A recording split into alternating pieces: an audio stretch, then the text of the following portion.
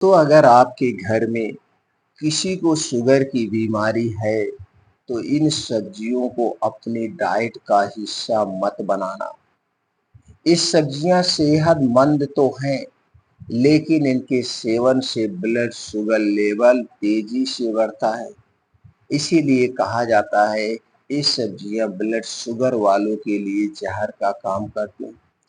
दोस्तों, यूं तो सब्जियों को सेहत का खजाना कहा जाता है, लेकिन स्वभाव के अनुसार सब्जियां भी लोगों पर अलग-अलग असर करती हैं।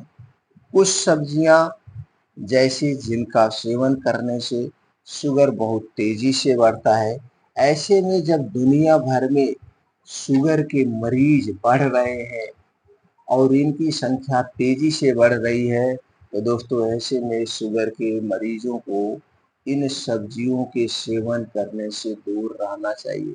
अपने खाने पीने की चीज़ों पर खासकर ध्यान देना चाहिए।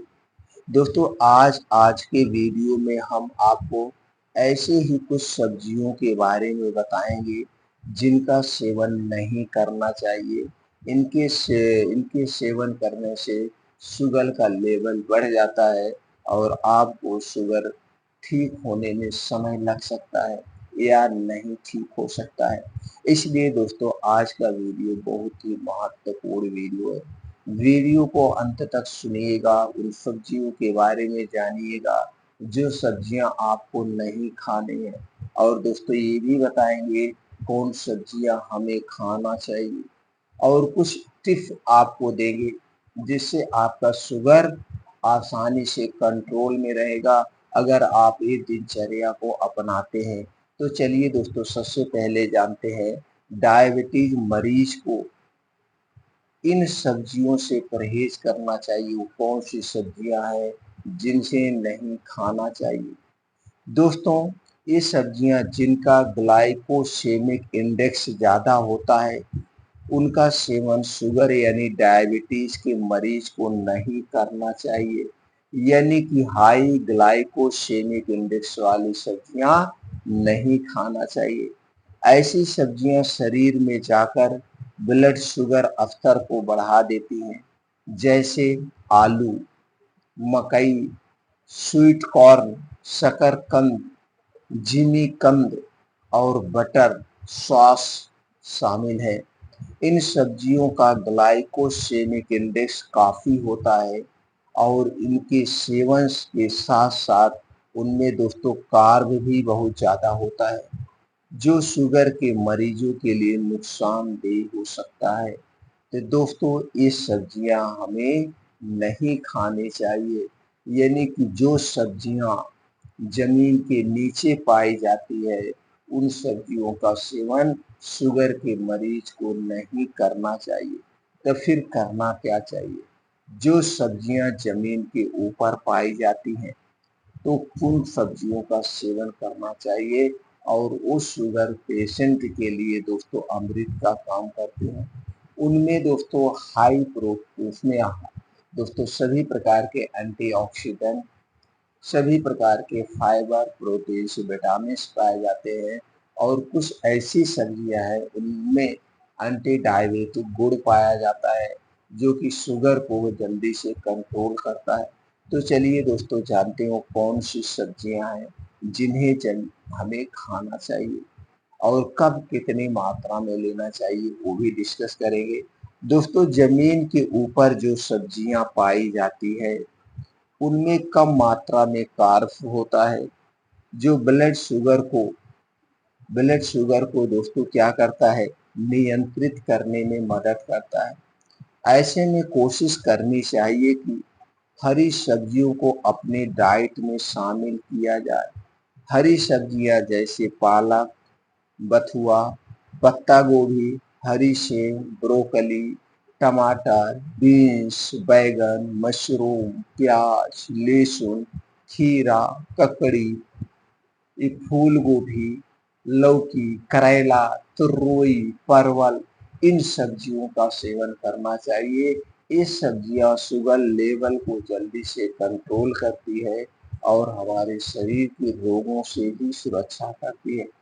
तो दोस्तों यही सब्जियां हमें लेना चाहिए। अब इनमें से कुछ एक ध्यान देने की ज़रूरत है, जिनमें हाई मात्रा में फाइबर पाया जाता हो, जिसमें ज़्यादा मात्रा में कार्बोहाइड्रेट पाया जाता हो, उन सब्जियों को रात में नहीं लेना चाहिए। जैसे दोस्तों पालक का साग, बथुआ का साग, ये जो साग होते हैं इसमें फाइबर ज़्यादा पाया जाता है। इन्हें दोस्तों रात में नहीं लेना चाहिए, क्योंकि अगर रात में इन चीज़ों का हम सेवन करेंगे तो वे जल्दी से डाइजेस्ट नहीं होते हैं। शाम के बाद हमारा पाचन तंत्र स्लो हो जाता है, जिससे सही ढंग से पचता नहीं है। इसलिए साग का सेवन रात में नहीं करना चाहिए। चलिए दोस्तों, ब्लड शुगर में कुछ और सावधानियां हैं। अगर आप ये सावधानियां बरतते हैं, ये सावधानियां अपनाते हैं, तो आपका शुगर जल्दी से कंट्रोल हो जाएगा। कौन सा है? दोस्तों, अगर आपको शुगर है तो आप 16 घंटे की फास्टिंग डेली करिए।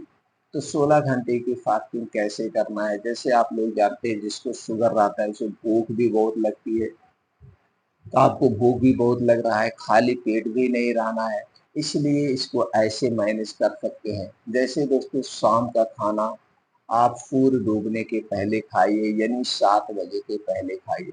जैसे मान लीजिए आज आपने खाना 7 बजे के पहले खाया है, अगले दिन का खाना आप कब खाएँगे?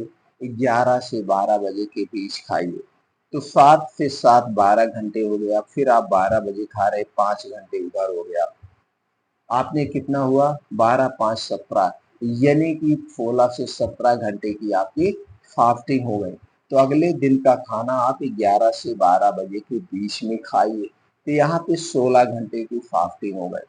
और दोस्तों, जब हमारा शरीर फास्टिंग पे होता है, यानी उपवास पे होता है, तो दोस्तों हमारा शरीर अपने आप की साफ सफाई करता है। लीवर, किडनियाँ, दिमाग, लंग्स, आंतें, ये सब अपने आप की साफ सफाई करते हैं और शरीर में जो टॉक्सिसी है उसे निकाल बाहर कर देती है।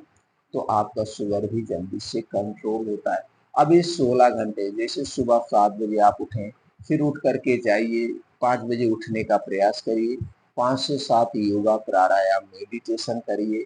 फिर जब 7 बजे आप वापिस आएँगे तो बैठ के थोड़ी देर आराम कर लीजिए। अब 8 बजे तक कुछ आपको खाने की ज़रूरत है, तो खाने में आप क्या लीजिए? आप ऐसे भूख बिना रह नहीं सकते। तो इसके लिए दोस्तों आप कद्दू, सफ़ेद कद्दू आता है या पेठा कद्दू जिसे कहते हैं, इसका जूस आप ले सकते हैं, लौकी का जूस आप ले सकते हैं, करेले का जूस आप ले सकते हैं। इसमें से कोई भी एक जूस ले लीजिए। अब इस जूस को लेने के बाद जो आपको भूख लगी, वो भूख आपकी शांत हो जाएगी और यह जूस शुगर को, ब्लड प्रेशर को भी कंट्रोल करने में मदद करेगा। अब ये जूस लेने के बाद 3-4 घंटे तक आपको कुछ नहीं खाना है। मान लीजिए यह जूस आपने 8 बजे लिया है, अब 10 बजे आपको खाना, 11 बजे, 12 बजे आपको खाना खाना है, तो 3 से 4 घंटे का समय मिल गया। तो दोस्तों, शुगर बिना दवा के कंट्रोल कर देगा दोस्तों। लेकिन एक ही जूस लगातार नहीं लेना है, कभी लौकी का जूस लीजिए, कभी सफेद पेठा का, कद्दू का जूस ले लीजिए, कभी करेले का जूस ले लीजिए, कभी ऐसे और सब्जियों का जूस आप ले लीजिए। तो दोस्तों, इस तरह से आप अपने शुगर को कंट्रोल कर सकते हैं।